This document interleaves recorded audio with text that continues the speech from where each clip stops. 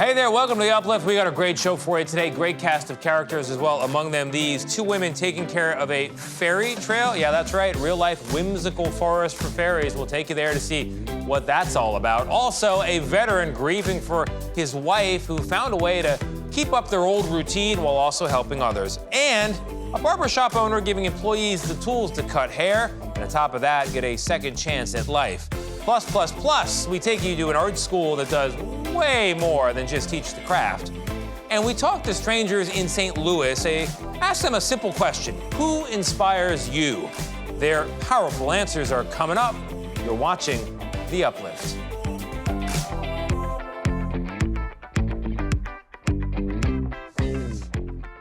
Hey there, I'm Tony DeCopel, and this is The Uplift, the show that lifts you up for at least the next 30 minutes. You, and I like to say me as well. Here's where we're going to begin.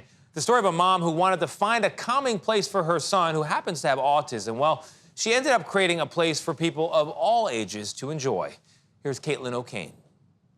Studies show taking a walk in nature can have positive impacts on your health. But wait, what was that? And that, are those fairy homes? Nestled into the trees and logs of a New Jersey forest? They are fairy homes, scattered across the Rawway Trail in Millburn's South Mountain Reservation. It's become known as the Fairy Trail, for obvious reasons.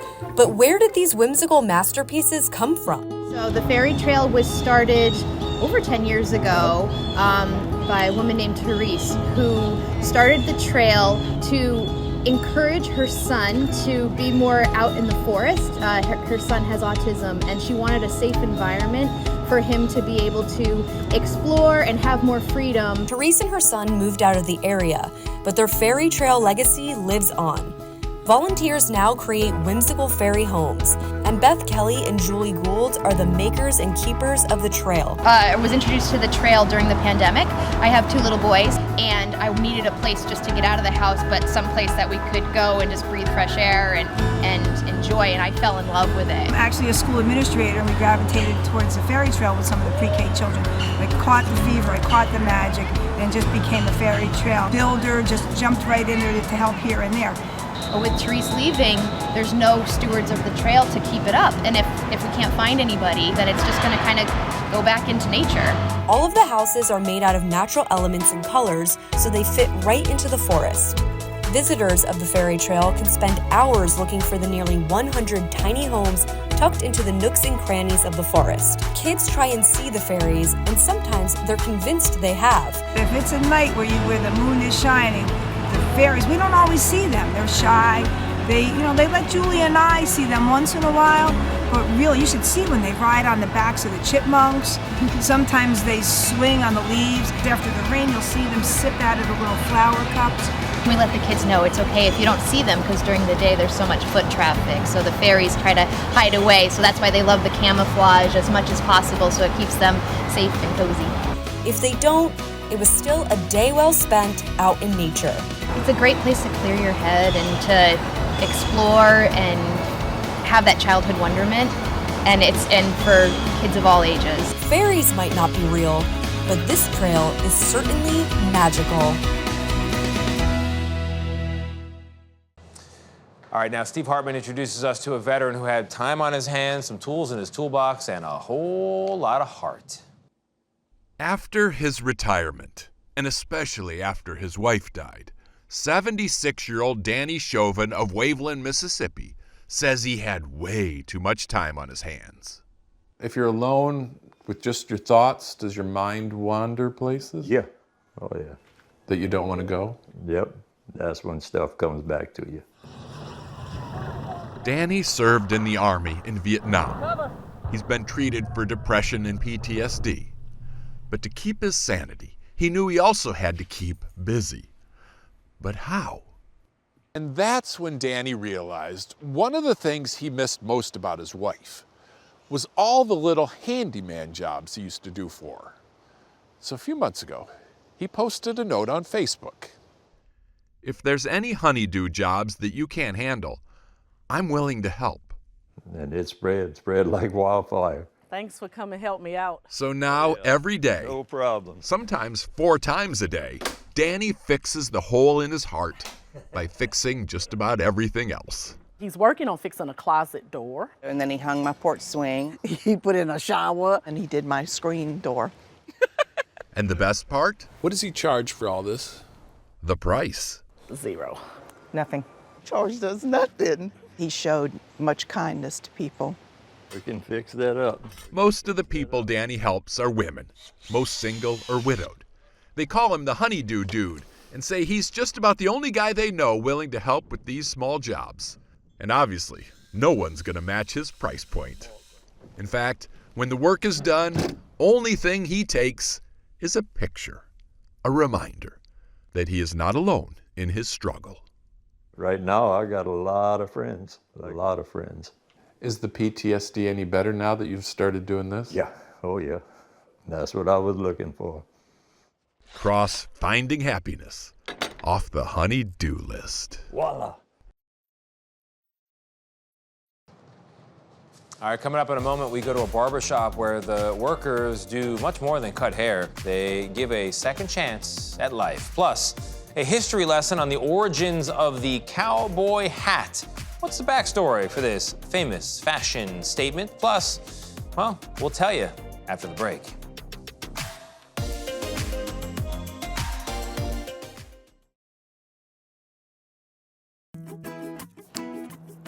Barbers generally need tools, they need scissors, they need a comb, but at one shop in Denver, the employees are getting tools that they can use not only in the barber shop, but in life. Here's CBS Denver's Tori Mason. Re-entering society after being incarcerated can be so difficult, like finding an employer who sees you as more than your mistakes. But here at R&R Head Lounge, it's not about what you've done, but what you can do.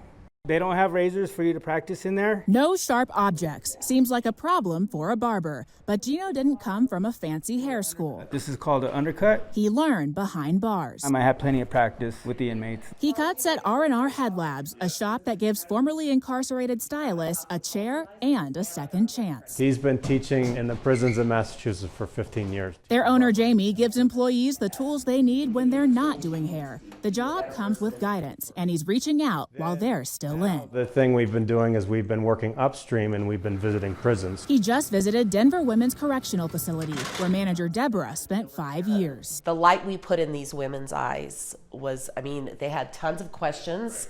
They were excited. They wanted to know how they could get involved. Colorado prohibits jobs from asking about criminal history on initial applications, but you can't ban biases. R&R wants to change them. This person is intelligent, they're nice, they're caring. And for a lot of people, that's just not what they expect. Gino's sentence ended with a new start. I guess what they say is true. I'd probably be still in prison or dead. A good haircut can really change your life. And I think I have a lot to offer to people who are going down a dark path, and hopefully my story could change their trajectory. There you go.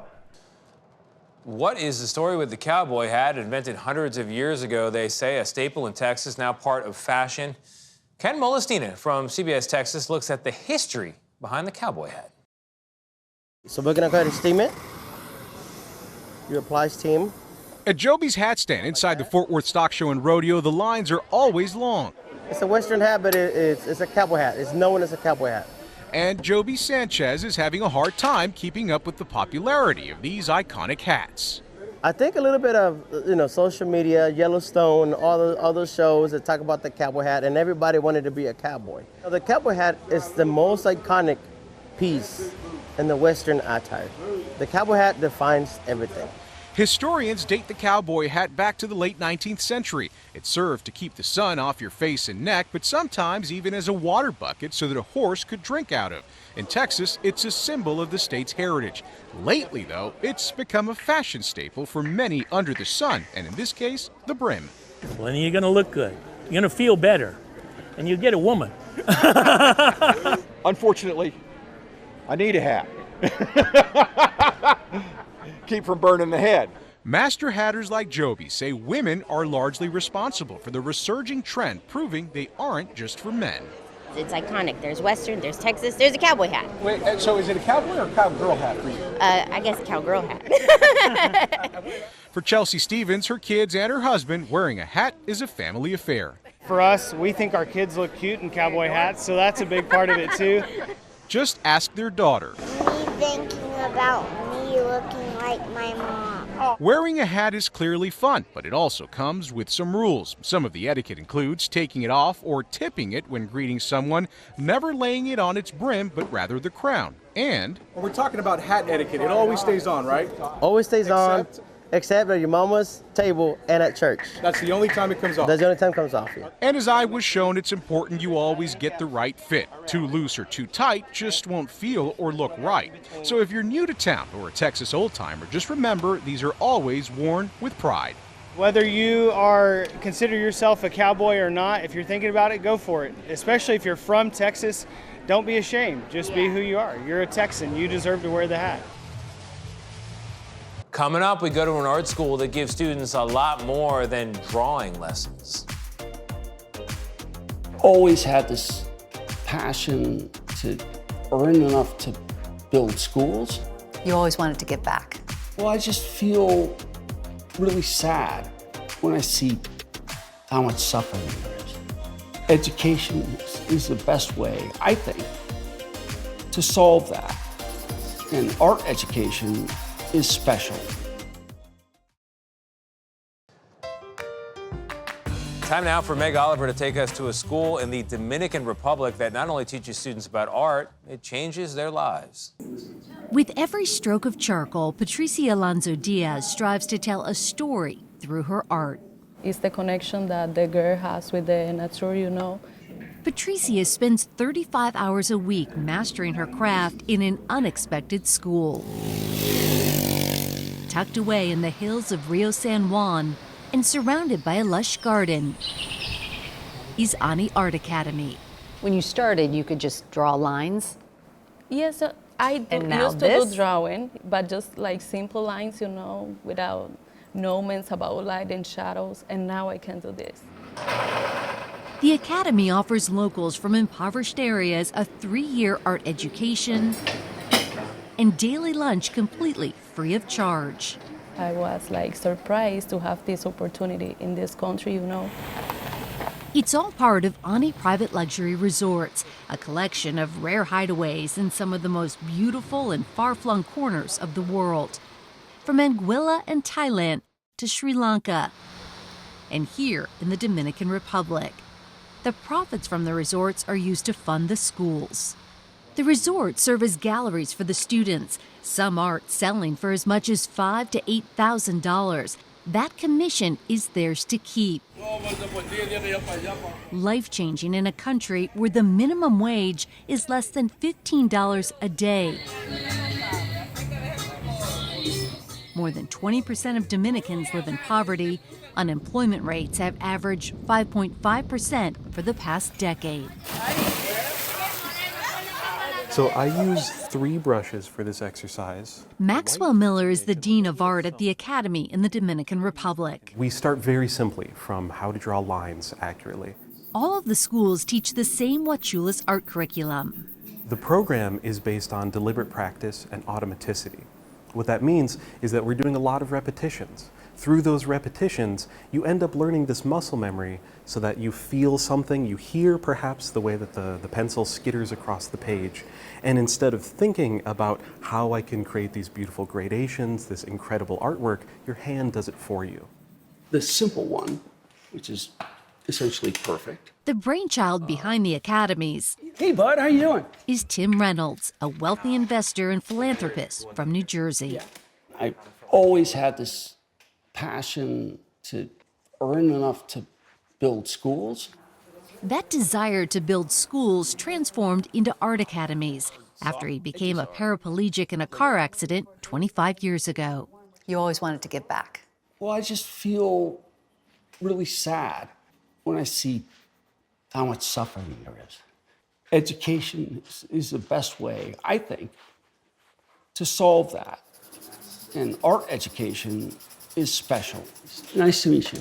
After his accident, Reynolds hired art teacher Tim John for private lessons. Were your art classes a form of therapy for him? I believe so. I believe he was looking for something to pursue that he was passionate about, that would allow him to spend a very long portion of his life pursuing that. a passion he wanted to share in poverty-stricken areas. There are now 6 academies all over the world. How are you changing their lives with this education? So all of our students, all of our graduates have some significant financial impact being here and studying here, and the artwork that comes out of here. Everything from commissions to just doing finished work, selling them in galleries. In fact, one of our graduates, Frelo Lantigua, has built his entire home. He is building it one piece at a time, specifically off of the sales of commissions. People ask me, are you upset about income inequality? And my answer is not that much. But I'm really, really upset, like angry upset about opportunity inequality. Apprentices need wonderful things on their resume. In addition to molding artists, Academy teachers also want students to learn how to communicate through art. For me as a child, I didn't come from means. I was fortunate enough to work in a gallery that taught me how to communicate. How to communicate with people with wealth. And when I see my boys and girls, they don't know that.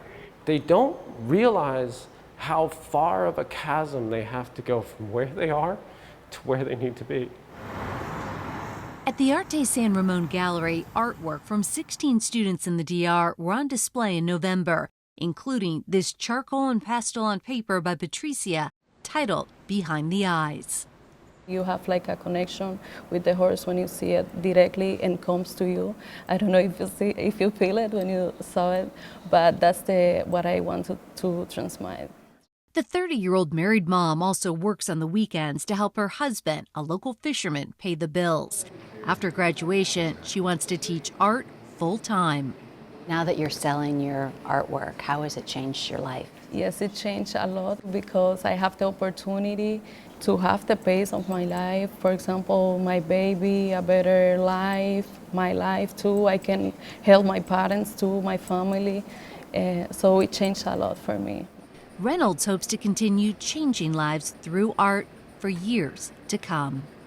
Everybody I know that was born in a developing country says to me like, hey, you should build one of these in Cuba or Tanzania or, whatever. It's like the demand is there. Are you just getting started?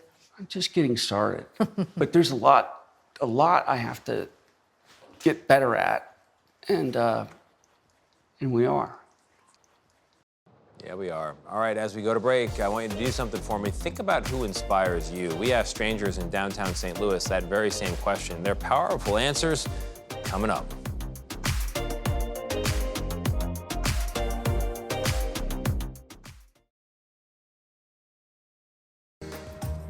We leave you with a simple question. Who inspires you? We asked people in downtown St. Louis.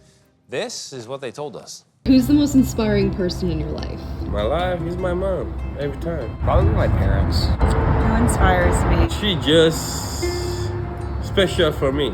She did everything for me. My family really inspires me to be a better person and to keep going. They've done a lot of really good for their communities and what they what they believe in, and I really want to carry on that torch. You know what I mean? I mean, my parents definitely, just because they're obviously a big influence in my life. Well, that's kind of cliche. Greta Gerwig is very inspiring to me. She's the director of the Barbie movie. This probably sounds really nerdy, but I'm a transportation planner, and so one of my biggest inspirations is Jeanette Sadik-Khan, who used to be the transportation commissioner for New York City. I'm a music artist, so maybe some like John Bellion. Who's the most inspiring person in your life? Right now, I'd say my wife. My wife. Probably my spouse. Oh, my wife inspires me. And what are you grateful for? My beautiful wife. And what are the attributes that make your spouse inspiring to you? We raised 7 kids together, and 5 of them have been adopted out of foster care, and so it's very difficult raising them. Loving. She just brings a lot of joy to a lot of people, and just one of the most committed people I think I know. Amazing, that's a good word, adventurous. Her faith and just her unending love. Because she's so smart. Thank you, darling. And who inspires you? My dad did. My dad really inspires me. My father, growing up, he taught me all the things that I need to know to be a real man. He is just a well-rounded guy, and he's like always been there for our family. This guy over here. Thank you very much. That is our show. We're wishing you inspiration in all that you do. I hope this news brightened your day and lifted you up. If it didn't for some reason, reruns are free. I'm gonna go find some good news.